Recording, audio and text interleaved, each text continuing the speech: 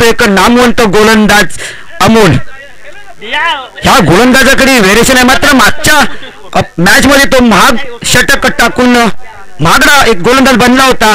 तर इथे बघूया आपण कोणत्या पद्धतीने गोलंदाजी करेल.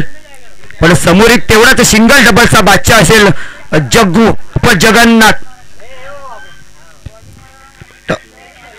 दोन्ही मात्र एक समबल्य संघ असतील. पण पहिलं षटक हे पॉवर प्ले षटक असेल. गोलंदाजी मार्कवर पंचांच्या डाव्या बाजूने मारा करील. इथे नामवंत दोन पंच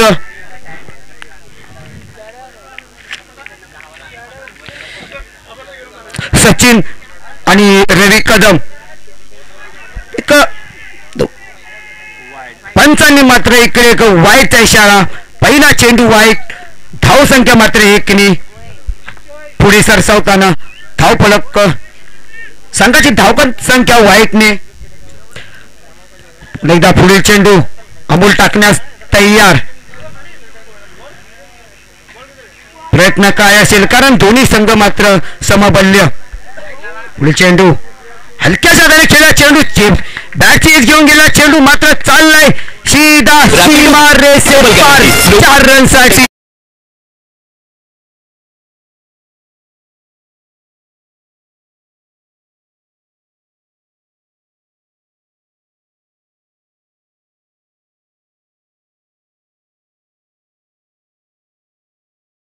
जाते. सागर बाबर यांच्याकडून एक अचूक लेखन अचूक त्यांचं गणित करत सुंदर असं लेखन इथे पाहायला मिळतंय. या अगोदर तुम्ही पाहिलं होतं ते लेखनाचं काम करत होते दिनेश भुवड. पण पुन्हा एकदा पंचांकडे काहीतरी विचारताना पण पुन्हा एकदा गोलंदाजी मार्गवरती तयार अमोल.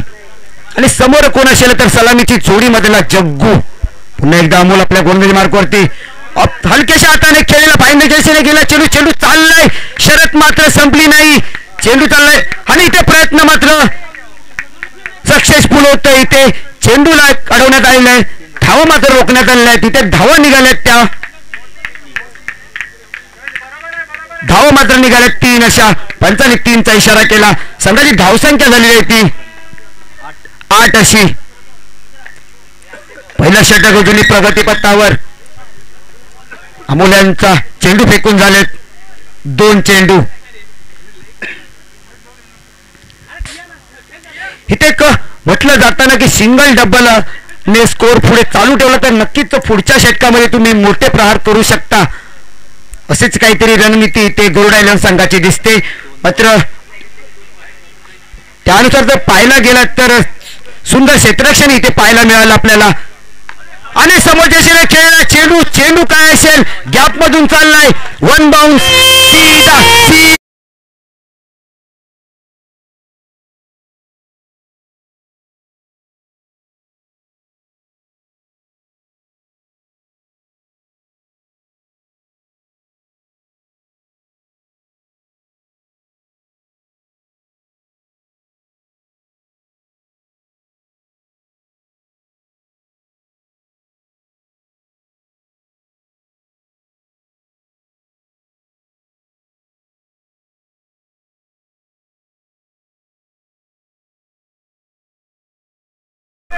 इथे धावसंख्या मात्र झालेली आहे 12 अशी. इथं चौकार ना. पुन्हा एकदा ऑफसाईडच्या दिशेने खेळला. चेंडू चाललाय सीधा सीमा रेसे पार. धावसंख्या झालेली आहे.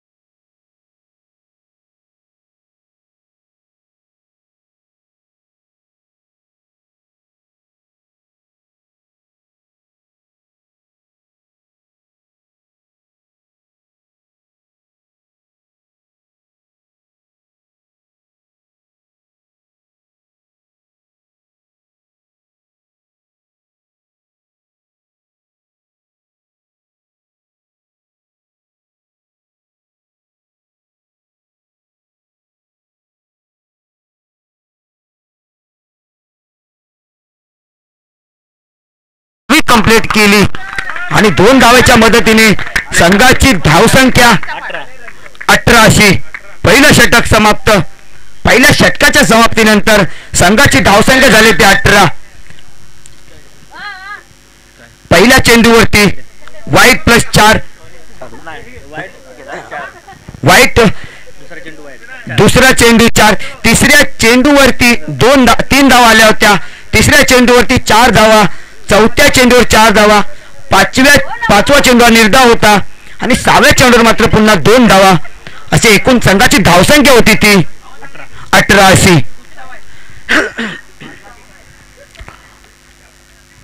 लवकर सामना चालू कर. गोलंदाजी मार्कवर असेल तो म्हणजे सनवेद.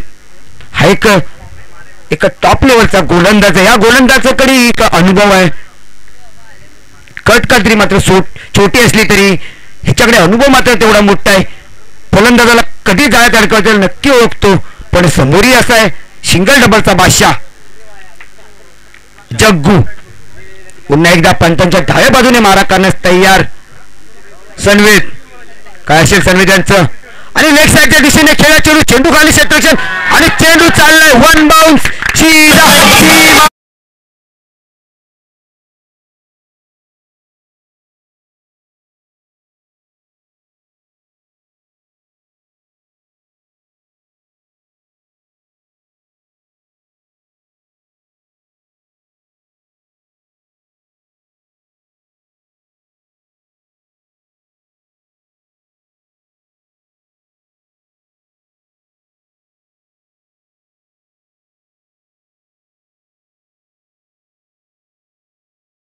संघाची धावसंख्या झालेली आहे 22 अशी.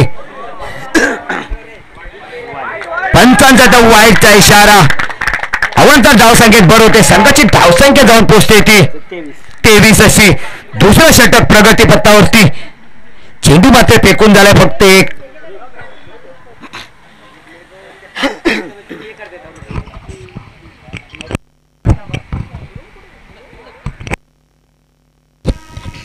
पुढील चेंडू सनवेद यांचा. सामना करेल तो जग्गू. इथे मात्र त्रिपलाची 3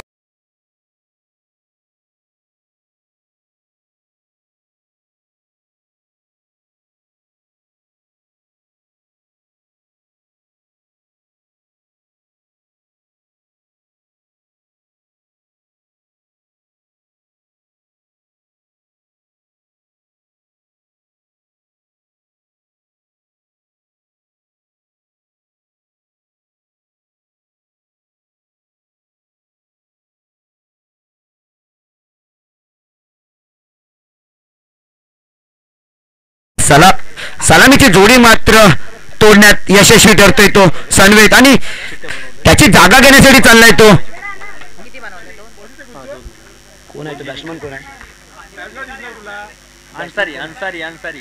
अन्सारी न्यू बॅटर अन्सारी. पुन्हा एकदा अन्सारीसाठी गोलंदाजी मार्कवर असेल तो सनवेद याचा पुढील चेंडू ऑफसाईडच्या दिशेने खेळला. चेंडू एकदा मात्र कंप्लीट केली गेली. चेंडू उत्कृष्टरित्या फील्ड केला गेला आणि इथे मात्र 2 धावा कंप्लीट केल्या गेल्या. 2 धावांच्या मदतीने संघाची धावसंख्या पुढे सरसावते 25 अशी. चेंडू मात्र फेकून झालेत.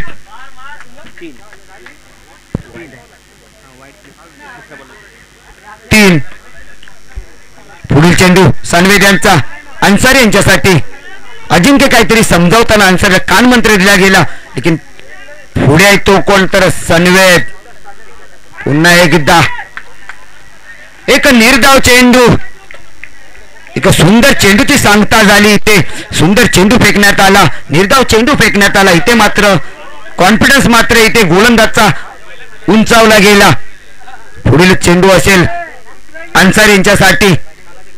सनवेद यांचा आणि स्टेप आउट मारण्याचा प्रयत्न मात्र नक्की केला. पूर्ण तीच पुनरावृत्ती. चेंडू मात्र एसटी रक्षेच्या दस्तानामध्ये जाऊन स्थिरावते. इथे निर्धाव चेंडू. काही सुंदर गोलंदाजी पाहायला मिळते आपल्याला सनवेद कडून. एक व्हेरिएशन आहे कारण पहिल्या चेंडूवरती मोठे फटके आल्यानंतर कमबॅक केला. कमबॅक करणं जरुरी म्हणतात ना. आयुष्यात असो क्रिकेटच्या मैदानात असो कमबॅक हा असलाच पाहिजे. पुन्हा एकदा सानवेद यांचा पुढील चेंडू अन्सारी यांच्यासाठी हलक्याशा हाताने खेळला होता ऑफसाईडच्या दिशेने, फाईनलच्या दिशेने गेला चेंडू. इथे चेंडू मात्र इथे फील्ड झाला. पुन्हा एकदा एक चुकीचा थ्रो, मात्र त्याचा मात्र एकच धावेवरती रूपांतर. एक धावेच्या मदतीने संघाची धावसंख्या पुढे सरसावली. 26 1 लॉस 26. दुसरं षटक समाप्त. दुसऱ्या षटकाच्या समाप्तीच्या अखेरीस संघाची धावसंख्या 26. आता गोलंदाजी मार्कवर कोण असेल तर एक अनुभवी गोलंदाज किरण नागले. हा एक गोलंदाज तसंच हा एक ऑलराऊंडर म्हणून खेळतो. फलंदाजी तेवढीच उत्कृष्ट, गोलंदाजी तेवढी उत्कृष्ट, त्याहूनही सुंदर अशी त्याचे क्षेत्ररक्षण असतं. तो हा एक नामवंत खेळाडू किरण नागले.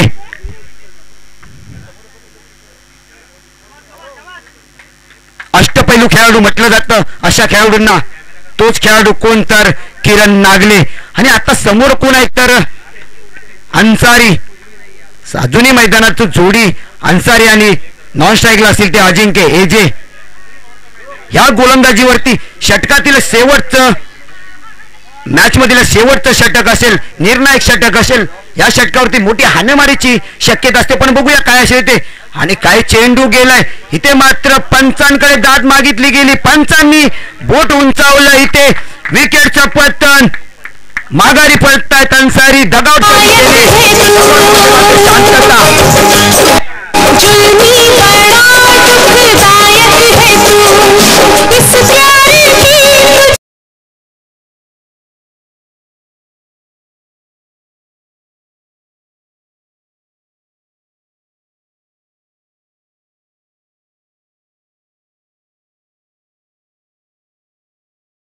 आणि इथे मात्र एक झटका मिळालाय गरुडा 11 संघाला.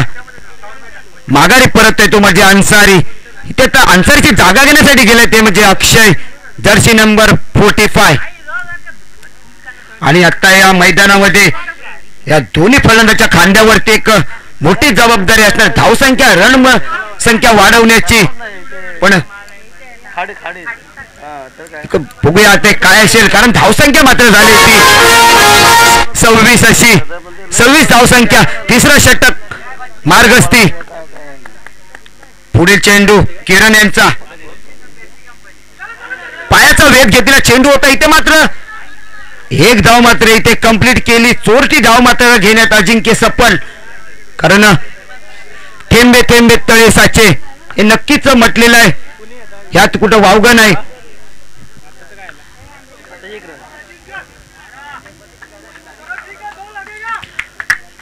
मैदानात असो या आयुष्यामध्ये असं लढा की समोरच्याला घाम फुटला पाहिजे. पण इथे मात्र किरण ची गोलंदाजी एक तशाच प्रकारे, काय आयरकरचा चेंडू होता, सटीक आयरकर होता. चेंडू मात्र खोदून काढला. एक धाव कंप्लीट केली. दुसऱ्या धावेचा प्रयत्न केला जातोय का, मात्र एका धावेवर समाधान मानावं लागतंय. एका धावेच्या मदतीने संघाची धावसंख्या पुढे सरसावते 28 अशी.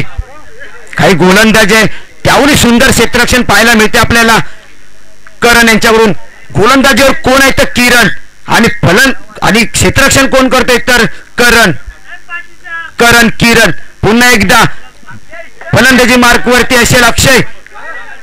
इथे मात्र पंच दंडित करतायत, वाईटचा इशारा. अवांतर धावसंख्येत भर. संघाची धावसंख्या पुन्हा एकदा 1 वाढते 29 अशी. 29. शेवटचं षटक अजूनही प्रगतीपथावर. काय असेल इथे,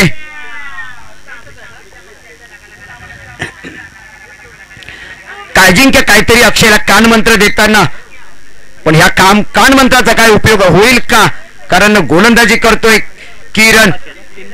3 चेंडू अजूनही शिल्लक. आणि खरंच इथे कानमंत्राचा उपयोग झालेला आहे. चेंडू चाललाय सीधा सीमारे से पार. मोठा प्रहार अक्षय.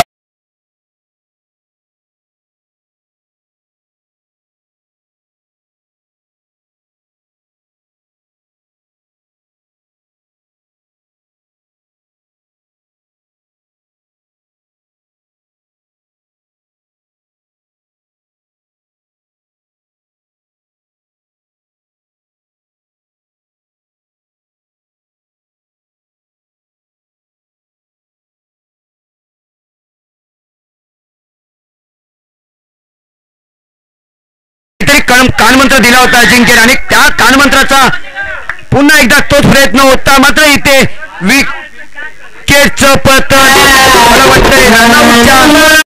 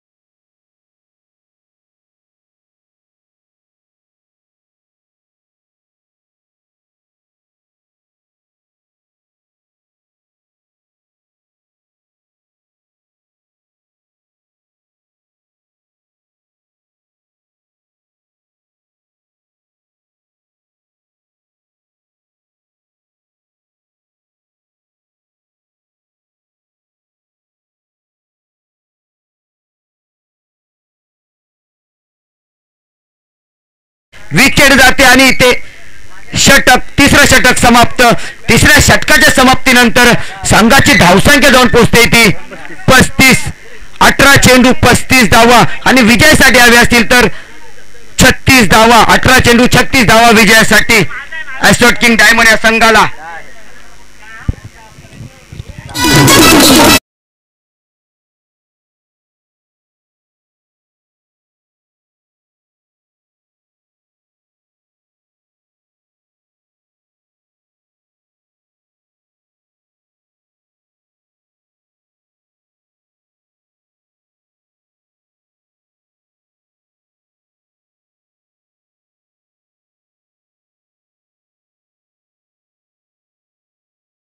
है कबूल तो आजा जाना दावते इश्क है कबूल तो आजा जाना दावते इश्क है दिल दस्तरखान बिछाया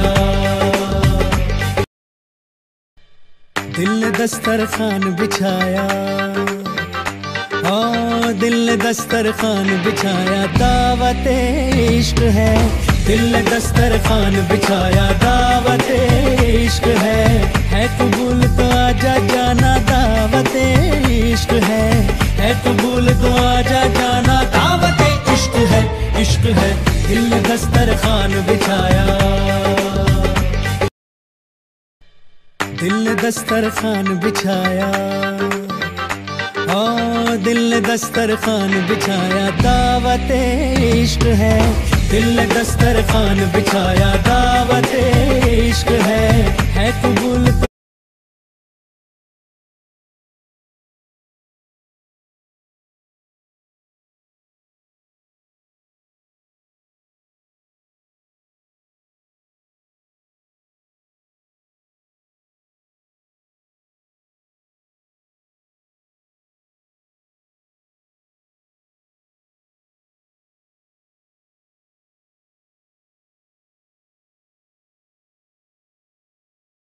विजयासाठी हवे आहेत 36 धावा. तर मी म्हणतो गोळे साहेब आपल्या इथे नवीन आवाज संतोष गोळे सर. तर तुम्हाला काय वाटते की इथे पहिल्या षटकामध्ये किती धावा जर जमवले तर संघ विजयाच्या दिशेने जाऊ शकतो? मला वाटतं ॲसॉर्टेड संघाला कमीत कमी 15 ते 17 धावांपर्यंत म्हणजे सरासरी मध्ये कराव्या लागतील तरच त्यांना पुढच्या 2 ओव्हरमध्ये कव्हर करतील. ओके, म्हणजे तुम्हाला म्हणायचं की प्रति षटकामागे तुम्हाला 14 ते 15 धावा जमवाव्या लागतील. ओके, गोळे सरांचं भविष्य बघूया. ॲसॉर्ट टीम ऐकते का? पण लवकरात लवकर फलंदाज पाठवायचे आहेत आणि क्षेत्ररक्षण लवकर सजून घ्यायचं आहे गरुडा 11. तर ह्यात 18 चेंडू मध्ये 36 धावा 36 धावा बनवायच्या आहेत.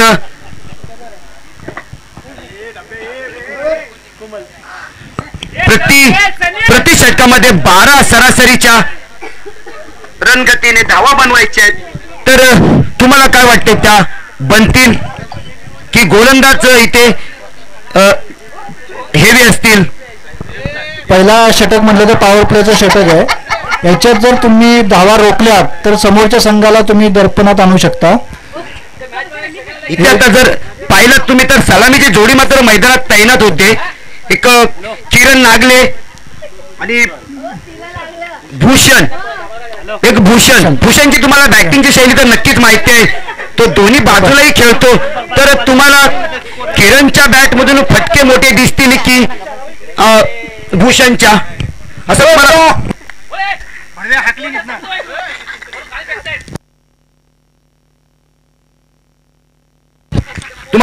कोणाच्या बॅट मधून मोठे फटके पाहायला मिळतील?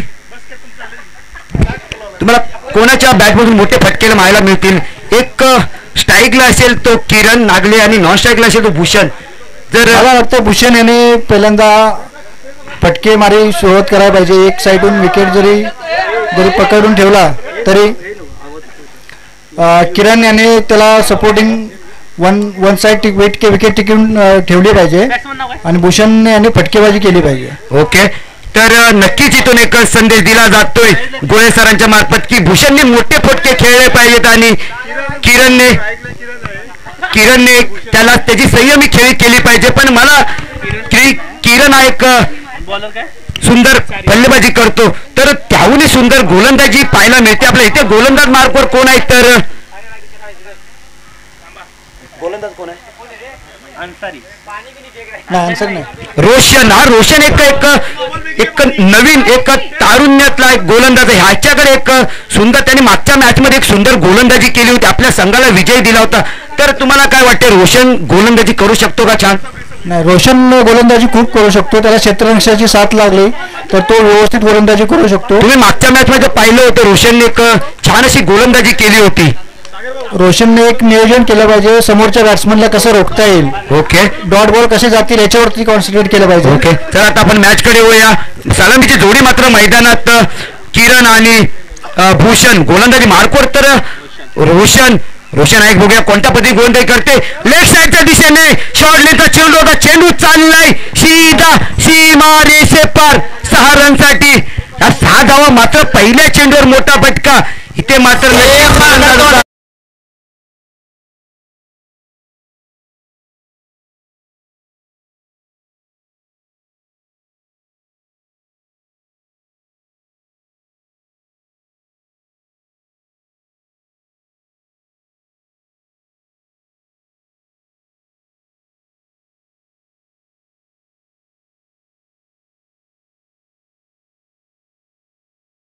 इथे आलेल्या मान्यवरांचे हार्दिक स्वागत. शिवसह्याद्री चॅरिटेबल स्वराज्य 11 संघाकडून हार्दिक स्वागत. पुढील चेंडू रोशन यांचा समोरच्या एक 30 सर्कल मध्ये. इथे मात्र खराब क्षेत्ररक्षण, इथे मात्र चुकीला माफी नाही. इथे एक सुंदर गोलंदाजी इथे नजर पाहायला मिळाला. ते सुंदर गोलंदाजी पाहायला मिळाली होती, मात्र क्षेत्ररक्षण तेवढी साथ नाही. धावसंख्या मात्र पुढे सरसावली 8 अशी, कारण गोलंदाजी तरी ते सुंदर केली जाते पण क्षेत्ररक्षणाच्या मध्ये जी झेल सुटला तो कोणतर सूरज. आणि इथे गोल फलंदाजी मार्कवरती एक आक्रमक फलंदाज किरण नागले, राईट हँड बॅट्समन. हलक्याच्या हाताने खेळण्याचा प्रयत्न केला गेला होता. इथे पंचांकडे दाद मागितली गेली, पंचांनी तिथे अपील फेटाळली. निर्धावस्थेमध्ये चेंडू, काही सुंदर चेंडू होता, यावरती 3 चेंडू मग फेकण्यात आले.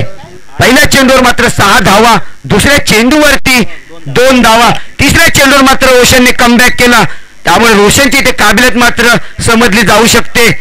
एक सुंदर गोलंदाजीचा नजारा इथे दिला. मात्र आता त्याला पेस कोण करेल, तर किरण. बघूया पुढील चेंडू किरण यांच्यासाठी. अलेक्साच्या दिशेने खेळला चेंडू, चेंडू चाललाय, चेंडू खाली क्षेत्ररक्षण असेल का? चेंडू चाललाय सीधा सीमा रेषे पार.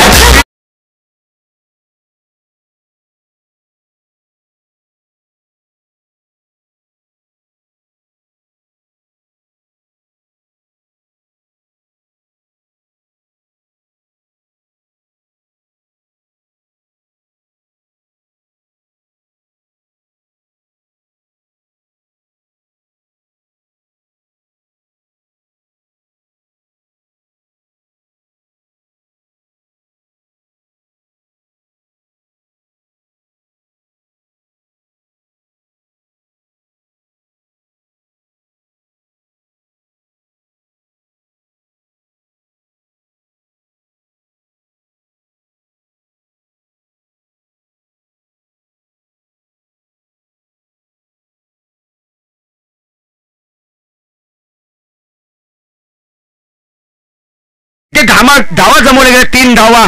3 धावाच्या मदतीने संघाची धावसंख्या पुढे सरसवते 17 अशी. पहिलं षटक अजूनही प्रगतीपथावरती, मागलं षटक मात्र इथे, कारण म्हटलं होतं की चुकीला माफी नाही. गोलंदाज मात्र आपलं काम करत असतं, क्षेत्ररक्षणाने आपलं काम केलं पाहिजे. इथे मात्र त्याचा परिणाम नक्कीच आपल्या टीमला भोगावा लागतो. इथे मात्र दिसून आलं गौडा 11ला त्या कॅचच्या मोबदल्यात मात्र या 17 धावा खर्च कराव्या लागल्यात. पुढील चेंडू रोशन यांचा, आणि कोण असेल तर भूषण यांचा. काय सुंदर क्षेत्ररक्षण इथे पाहायला मिळालं पाटील यांचं. सुंदर क्षेत्ररक्षण पाहिलं. धावा मात्र इथे 18 झाल्यात. पहिलं षटक समाप्त. पहिल्या षटकाच्या समाप्तीनंतर संघाची धावसंख्या झाली होती 18. तर गोळे सर तुम्ही म्हटलं होतं की 12-13 धावसंख्येत सरासरीने गेलं पाहिजे. इथे तर 18 धावसंख्या झालेल्या आहे. या पुढील 2 षटकामध्ये, या एका षटकामध्ये संपू शकतं की पुढील 2 षटकांच्या शेवटापर्यंत जाऊ शकतं सामना?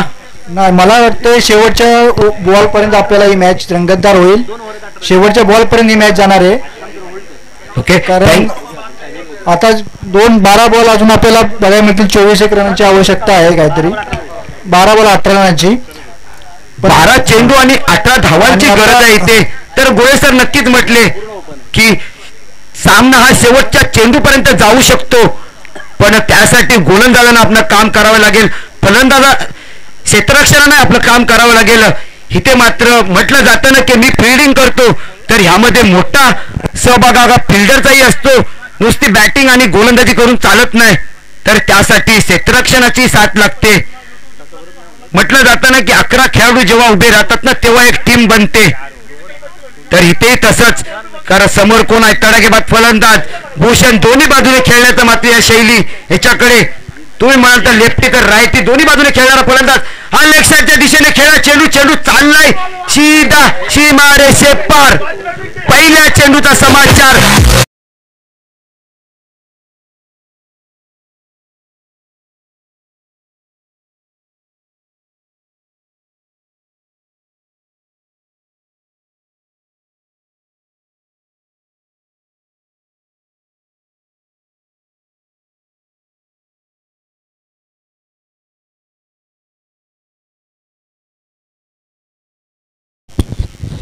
काय पटका होता भूषण यांचा. भूषणची मात्र शैली सगळ्यांना आवडते, कारण पुन्हा एकदा त्या दिशेने खेळला.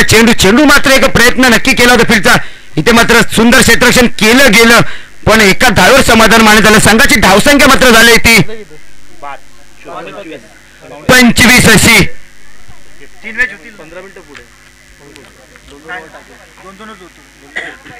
25 अशी. इथे मात्र पुन्हा एकदा पुढील चेंडू टाकण्यास तयार अजिंक्य. गोलंदाजी मार्कवर त्यांनी सामना कोण करेल तर किरण. अजिंक्य यांचा पुढील चेंडू. सामना करेल किरण नागले. बघूया लेक्साच्या दिशेने खेळायचा प्रयत्न केला. इथे मात्र चेंडूचा काय असेल? इथे पंचांनी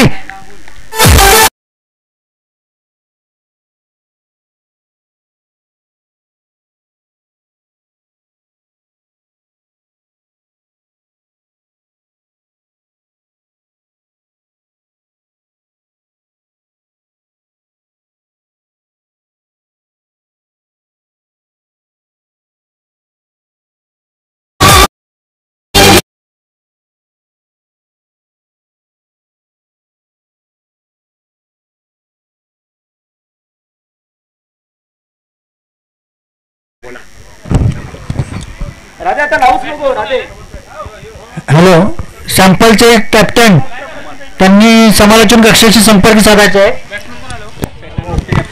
आणि सैतान ग्रुपचे कॅप्टन, सैतान ग्रुप आणि शॅम्पल 11 संघाच्या कर्णधारांनी पॅव्हलियनकडे संपर्क साधायचा. पुढील चेंडू एजे यांचा.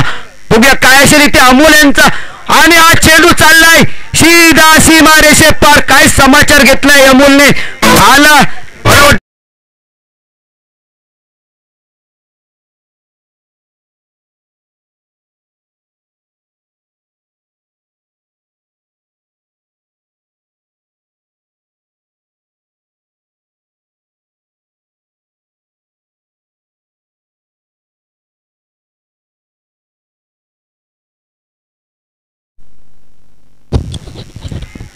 चेंडू आणि 5 धावांची गरज आहे इथे.